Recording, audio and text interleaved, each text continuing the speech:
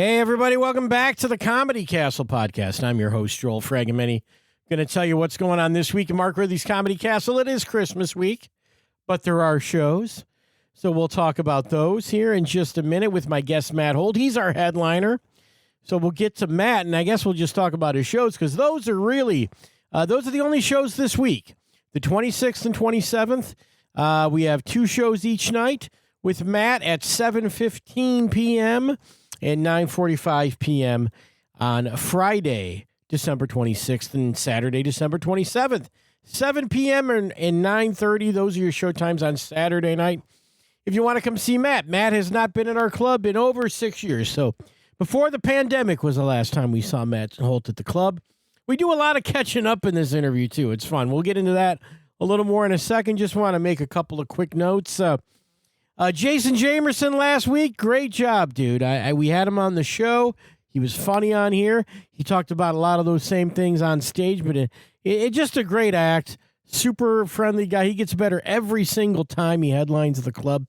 So you really saw a treat if you came out for Jason this weekend.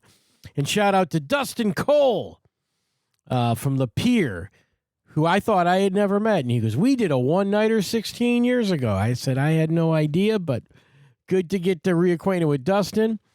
And Michael Cesaro was great, too. He was in my class years ago.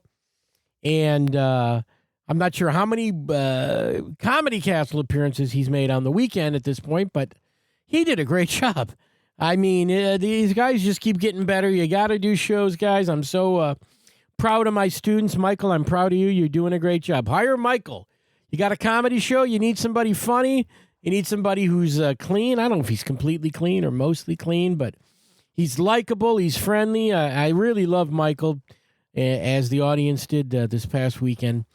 And let's just segue into my advanced comedy class. Let's just do that because Michael was a student of my advanced comedy class, and that thing is coming up on January 10th, so just a few weeks from Saturday here. We're 2 weeks out from Saturday. And I'm really looking forward to this one. I know that it is getting very tight. It is getting, we are down to, when I last checked on Saturday night at the club, there were 2 openings available for the next advanced comedy class. That's it, just 2. And so if you want to do it, you got to do it in January. You got to call the club at 248-542-9900. That's the phone number. If you want to do it. I'm not sure what the office hours are this week. There might be some, if you're listening to this on Tuesday the 23rd, there might be some folks in the office. If not, then Friday the 26th is your best bet to call and sign up for that one. But also, beginner comedy classes with Bill Bouchard, those are starting up in January. Those will be on Monday nights, and I believe Saturdays are early as well. Tam White has her improv class. That'll be starting up also again in January. So a lot of great classes if you're interested in starting a career in comedy, stand-up comedy, or just want to get better, do the advanced class with me. Sign up. It's going to be cool. I'm super excited for it.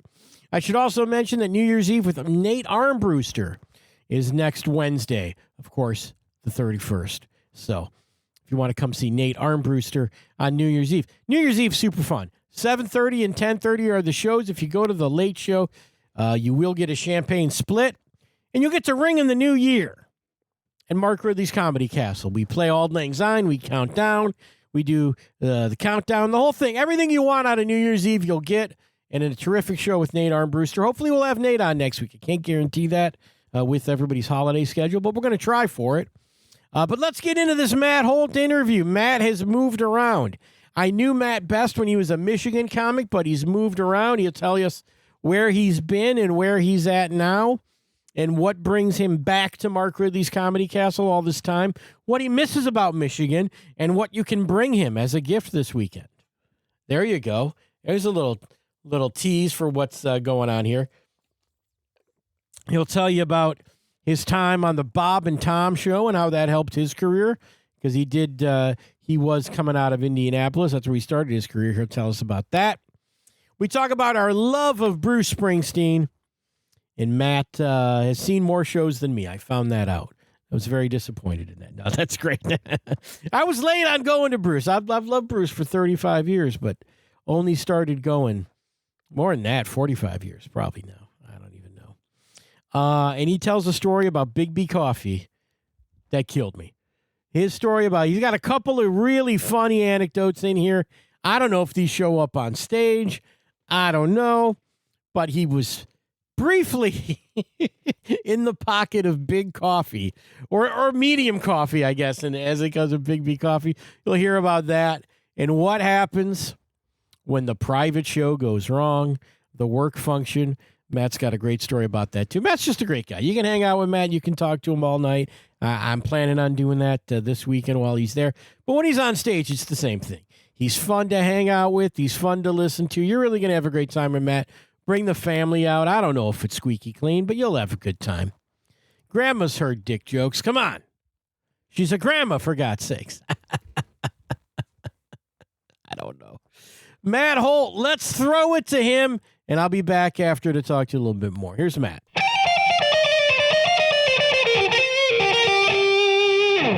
Ladies and gentlemen, on the other end of my line, it's a pleasure to speak to him again. It's been 6 years since he was at the club. Matt Holt, our weekend headliner. How you doing, Matt? Hey, Joel, I'm doing great. How are you? I am doing good. Yeah, we were just talking a little bit before the show started that it's been 6 years since you've been at the club. 6 years. Yeah. I think the time has come. Yes. And pre-pandemic. ready to come back. Pre-pandemic, you were here. Yes. Pre-pandemic. Yep. And there were a couple opportunities after that unfortunately didn't work out. So yeah. I'm ready to be back. Well, it's good. The statute of limitations has expired, and I can return to Royal Oak. Cleared up those cases in Michigan. Absolutely. And you're back. Now you were on the Michigan. You were a Michigan comic for a while. I was. Yeah. Yeah, I enjoyed it. Yeah, I saw you. I feel like I saw you all the time when you were a Michigan comic. You know, it was funny because I probably did more work within the state lines than I did outside for that period of time. It was awesome. That's how a lot of people do it. Yeah, it's fantastic. Michigan, it's a good place to be a comic. A lot of people don't get that. But, good place to be drinking beer, too. I'm not doing much of that these days, but I do far less. Do you? Well, yeah, far less. Yeah. You know, I lived in Kentucky for about 4 years, and I lived 1 mile from Buffalo Trace Distillery. Okay. And so I really got into bourbon because in that town, when they were producing bourbon, the entire town smelled like bourbon. Yeah. Like you'd walk outside and you'd smell bourbon. Yeah. And then like if you walked back into my apartment, it smelled like bourbon there. So it was awesome. I just had continuity. I'm going to try to just relate on some level, but it's a holiday. And I know when I get up and walk my dogs about 9, 10 a.m., I can smell the honey-baked ham making their hams. Well, that's not a bad thing. How's that? Smells like baked beans. That sounds to make me want a dog. That's awesome. I think the dogs like it. No wonder the dogs are like, let's walk, Daddy. I'm like, really? Do you just like the smell of the hams? Is that what this is all about? Hey, there are worse things. Well, it is a holiday week, man. Christmas time, and you'll be here a couple days after. People should be they should be sick of their families by then. They're going to want to get out of the house. Man, I certainly hope so. That'd be awesome. If people can have the same disdain for their family that I have for mine, we should have a packed house for 4 shows. Yeah, I mean, I'm starting 5 days of Christmas tomorrow. Okay. Actually, I did Christmas yesterday, and then tomorrow night is me and the wife. We do a Christmas date. Okay, well, now what's that entail? For us, it is a Italian dinner in Rochester, Michigan, which you may know, and probably our listeners know. All the Christmas lights, one of the most lit up towns. Oh, is that right? Okay, yeah, just wall to wall, the buildings. It's like it's just all lights. It's kind of amazing. So we got dinner there, and then we're heading over to a place called the Meadowbrook Hall on the campus of Oakland University, and there's an old mansion that is decorated in more Christmas lights. Okay. So we're going to go do that. That sounds awesome. Yeah. Now, and now you've let everyone that listens to this know your whereabouts. So come get me. Clearly, you're not afraid of the paparazzi like you used to be. Yeah. If you want to rumble, meet me in the the streets of downtown Rochester tomorrow night. We'll meet you with a coffee on the corner. We'll sing carols together and duke it out. I really hope that. I hope that happens. It is. No, I think I'm going to be perfectly safe. But it's one of those things. But so you're going to be traveling to Michigan. I would assume the day after. Yes. Oh, yes. Flying, driving. What are you doing? Driving from South Carolina. Yes, probably. I'll be coming up through Indiana, visiting family for the holiday. I got you. Okay, so you're gonna so not far. You've knocked off most of that ride at that point. Yeah, that drive I can do with my eyes closed. And you have. As a road comic, we've all done it. Yeah, absolutely. I don't need a room. I'll be fine. And then it's like, man, I'll tell you what, Joel, that's something that's changed over the years because I used to be that guy. I was be like, too. all right. Yep. I'm going from Indy, because I lived in Indianapolis at the time, to Myrtle Beach. That's 12 hours. I'll leave that morning. I'll show up just as they're calling my name. Yeah. And then, I don't know, I probably got 10 years ago. I was like, maybe I'll cut that in half and get a hotel. Yeah. Be a human for a change. I left my house once at 2 a.m. to make a gig in Charleston, South Carolina the next night. Oh. Which, that's okay, that's doable. And you go, okay, 2 a.m. I didn't really get much sleep. That's true. But put the car in a ditch at 8 a.m. in Knoxville. Oh, so there you go. Is that right? Yeah, ditched it at 8 a.m. I was turning around in a driveway. I had a rear wheel drive. This is the worst road comic car. A rear wheel drive Thunderbird. Okay. Once those rear tires hit the ditch, it was over. Oh, it's terrible. Sucked me right in. That's terrible. But I still made the gig. I made the gig. Let's see, there it is. Made the gig. I had to get towed out, but I made the gig. You got to do it. Absolutely. Yeah. Well, what are we talking about this time? What's in the act now? It's been a while since I've seen you. What are we talking about on stage, man? Come on. It's really just about what an idiot I am. Because I spent so much time trying to write jokes, right? Yeah. I wrote an act, and then you know what? I started doing cruises. Yeah. And on the cruises, I was told, hey, don't talk to the crowd. Do not, don't do crowd work. And look, I'm not a crowd work guy, but I'm an interactive guy. Yeah, right. So I was so hyper focused on having material and jokes. So I built this act for that at that time. And then in my entire career doing stand-up, I've never been so afraid of forgetting material as what I did when I was doing those cruises. So once I went through that, I decided I'm not doing that again. So I'm just going to talk about my life and be more in the moment with it. So that's kind of that was a big change, So then now, that's it. I'm really talking about who I am, what I do, and where I've been. That's great. So it's hopefully it changes a little bit from night to night, and it's always fun because Ridley's is one of those places that just does it right, you know. So I'm excited to be back there and in front of what's always a warm crowd. Yeah, well, always a warm crowd, and hopefully they're like I said, people are going to be done with what they're doing, get themselves out there to the Comedy Castle, have some fun with Matt, and again, 6 years. I mean, come on, I talked to some of these comics. I do this show. This is a lovely gig, by the way, the Comedy Castle podcast. I talk to guys I just talked to. I was just talking to you last night, and here we are on so it's fun to talk to somebody I haven't, and when it's somebody you've never met, that makes you nervous. Yeah, absolutely. I mean, and even like when you reached out to set this up, I was like, man, I haven't talked, exactly. You do that. I know. You do that timeline because when you're working the club, it's like we have a chance to interact all the time, like you said, and we were seeing each other all the time. Yeah. So it's kind of cool, man, because it's like old home, It's like you're like a homecoming. It's awesome. Yeah, I looked up your number and there was a Facebook message thread that we had that that's where I looked up. And I don't even know what year this. I don't even know if you can tell from the Facebook message what years this was. We were gonna hook up because we were traveling separately to a Springsteen concert. Absolutely, and it might have been the Detroit one. I can't remember.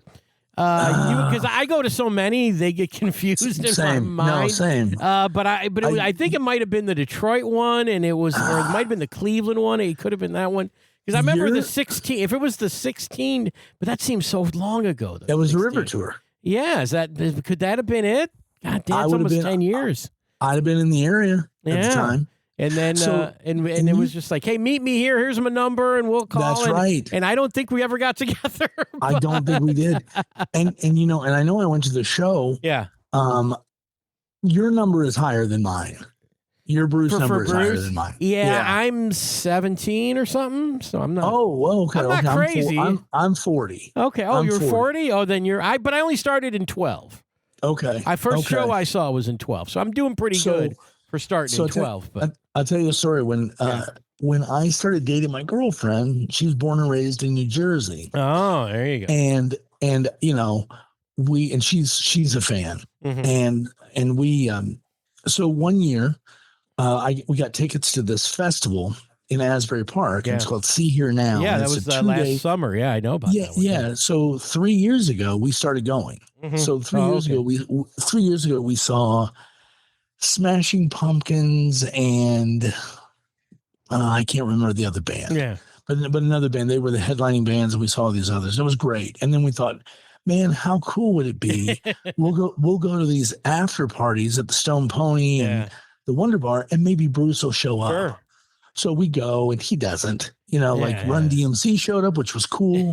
And then the next year we get tickets again. Now the next year we're living in Jersey. Yeah. So we go. And it's, like Stevie Nicks is the headliner and someone else. And it was fun.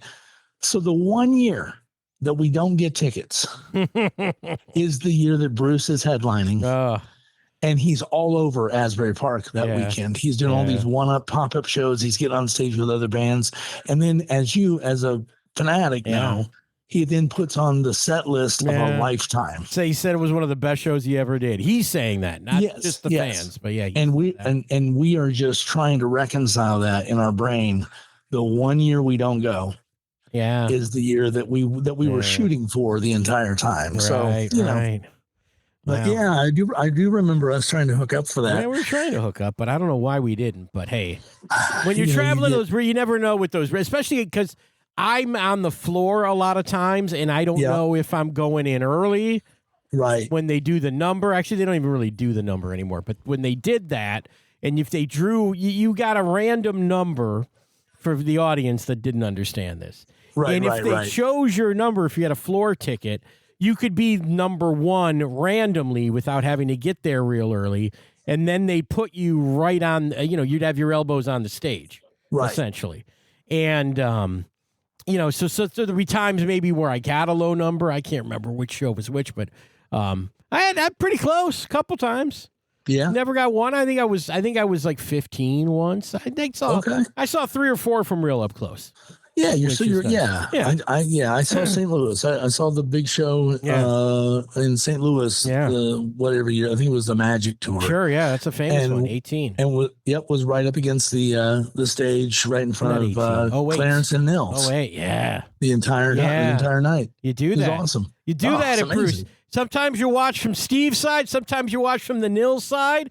Sometimes, like I've done, you sit behind the band. You sit up by Roy, watch him play piano. That's a good time. I've done that, Lots of ways to watch Bruce. Luckily, got to see him twice in Jersey and twice in Philly. Yeah. So never seen Bruce in Jersey. Went to New York a few times. Okay. Saw a few New York. Saw the Broadway show live. That was incredible. Man, I'm jealous. Something. Yeah, the Broadway show was great.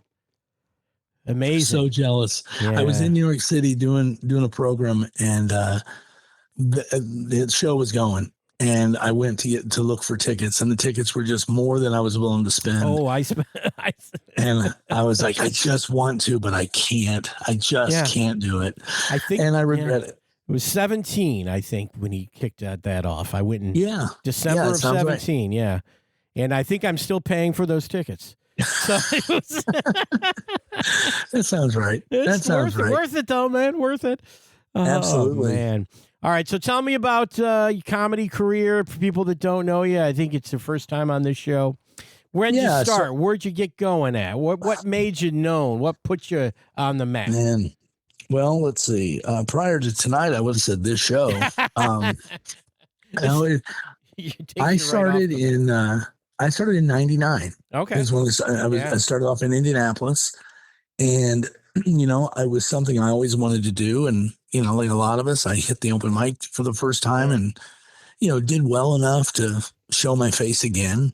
And then just became persistent and kept going back and doing it and kind of working on it, trying to figure it out, and failed a lot. And then you get enough to where you start picking up dates where people don't know you, which is scary. And it just builds from there. So I did that.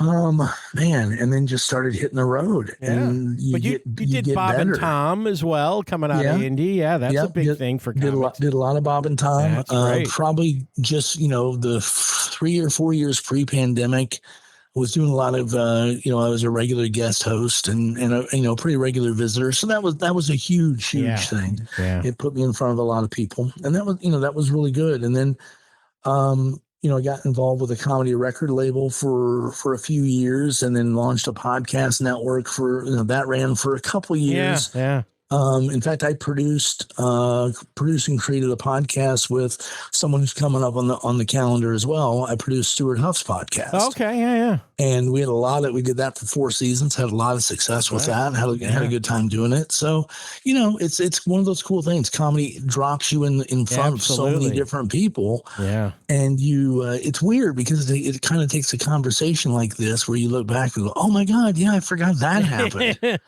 I'll tell you a Michigan story. Okay. I was doing a show in Ann Arbor, right? And I was doing a joke at the time, and it was about it mentioned Starbucks, right? Okay. I'm doing the show with our buddy Sal D'Amelio. So we're working together, and after the show, this guy comes up to me and he goes, hey, I'll tell you what, that joke where you mentioned Starbucks, if you change Starbucks to Big B Coffee, I'll give you like $200 every show you do. And I go, what? And he repeated it. And I go, look, man, he goes, every show you do in Michigan, I'll give you $200. And I go, well, I do a lot of shows in Michigan. He goes, I hope you do. And I'm like, are you messing with me? And his wife goes, he's not messing with you.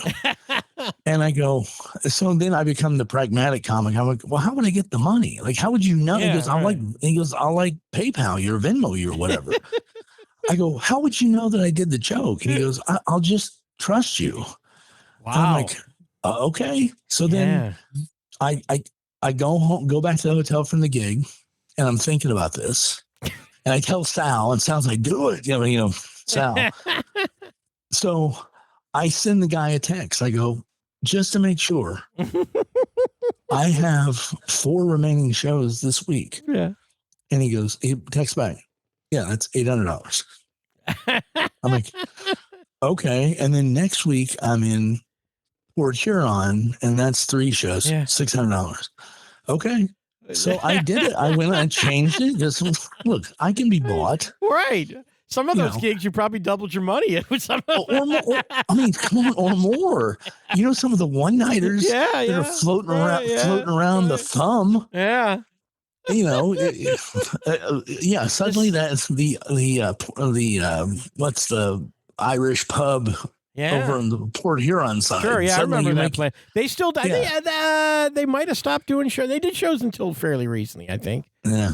See, I mean, I was making that one made sense. Now, how does this Big B Coffee plugging end? Does it end?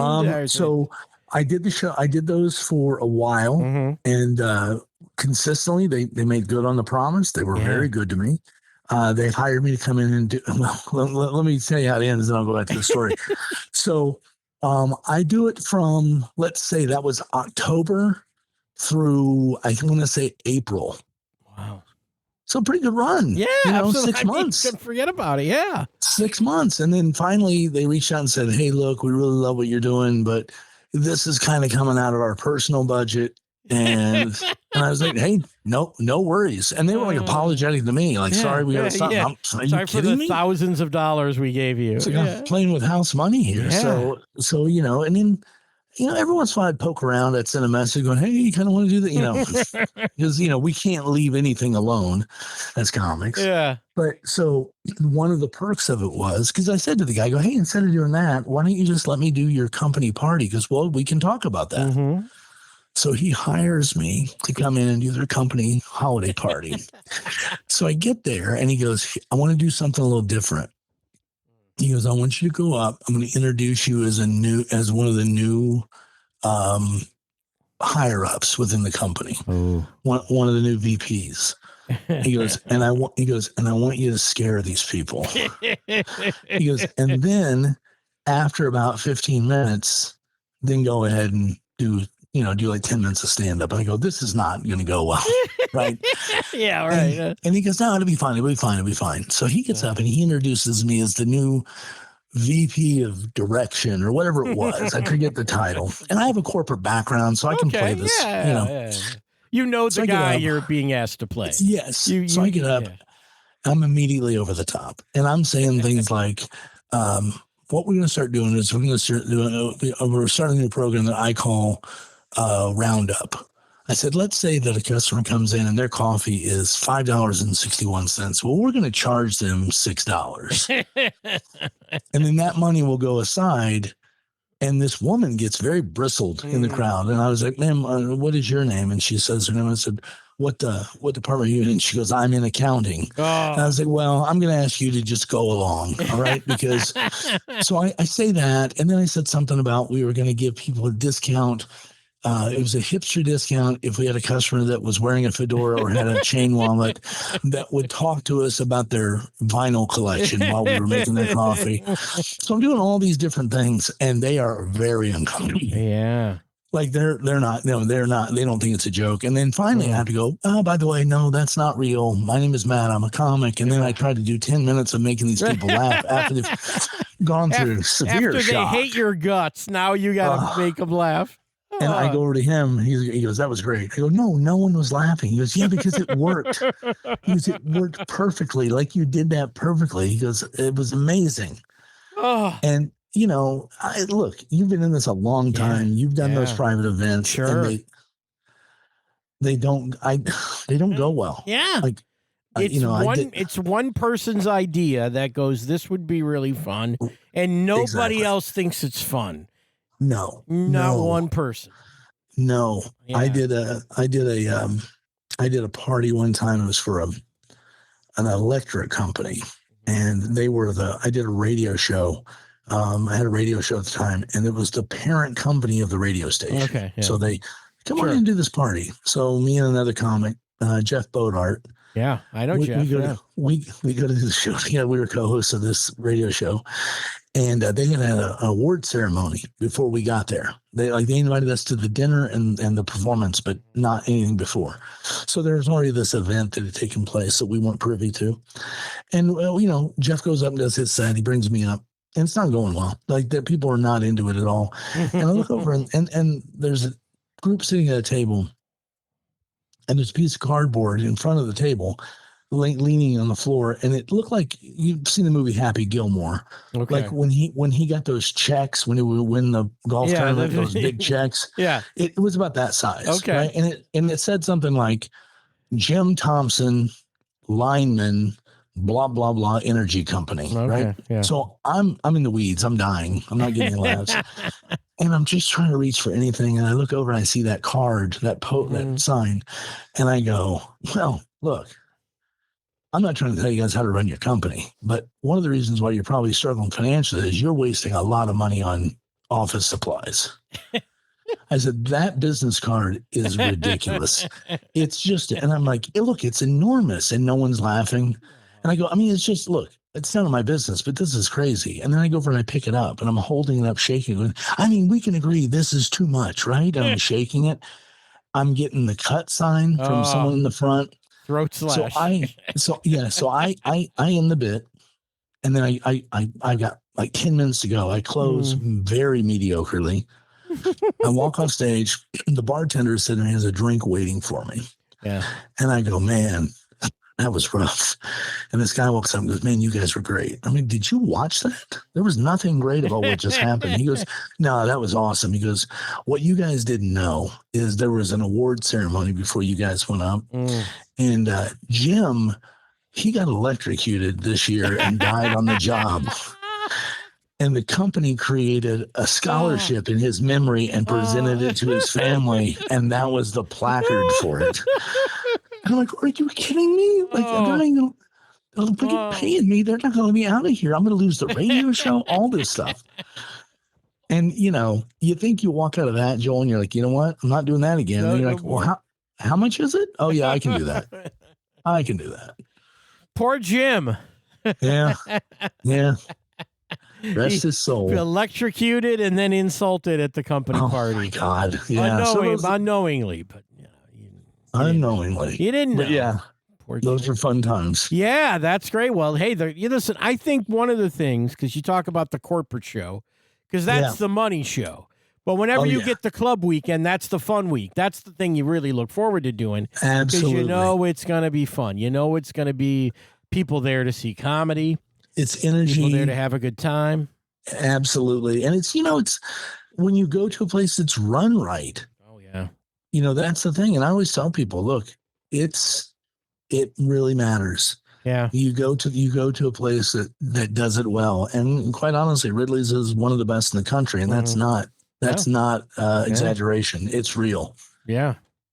You got to go around the country to figure that out. A lot of people, but most people never would. They go, this is our comedy club and we come here and it's nice. Right. We like it and we come back, and then they don't realize, we go to this place. Or people tell us when they come in, though, sometimes. It's weird because I think an audience knew when you go to a club like the Castle and you're sitting there, you're watching the show, if you realize that the comic that's on that stage is one of 500 who want to be on that stage, that can't get there. They're good enough to. Yeah, they're great. Right, sure. Yeah. They can't break. They can't break through. Yeah. And it really is one of those things that's a cool thing because you're like, wow, I'm lucky. I get to be here. This is really cool. Yeah. Yeah. So I'm excited. I'm real excited. Well, we're excited to have you back, man. And then 4 shows this weekend. Got that late show Friday. We need some people to come out to that one. So let's we'll make let's that get fun on one. that. Well, people the late show Friday, they just I don't know who comes up for that. Somebody brought their holiday party to the late show Friday. Okay. Which they were really checked out. Yeah, that happens. They were checked out. I think it was a dentist's office. So they're all in the Novocaine. 23 dental hygienists, surly at 9:30 p.m. on a Friday. Been scraping teeth all week, and then you got to go to the late show Friday at the club. So come out on the late show Friday. Yeah, I got no material about plaque. So. Well, get some Lions jokes; those will kill. I'm pulling for them. My Colts are falling apart down the stretch. The Colts were the best. Both the Lions for several weeks early in the season, and the Colts at one point were both considered the best teams in football this year. Am I correct about that? Yeah, that you are correct. And the Colts are struggling to make the playoffs. Yes, we signed a 46-year-old quarterback out of 5 years of retirement. So. It was we signed Phillip Rivers, and the only reason we signed Phillip Rivers is because they were under the impression, and I believe they're correct, that Bob Barker is in fact dead. So that's the only thing that brought Phillip Rivers into Joe play. Namath wasn't available.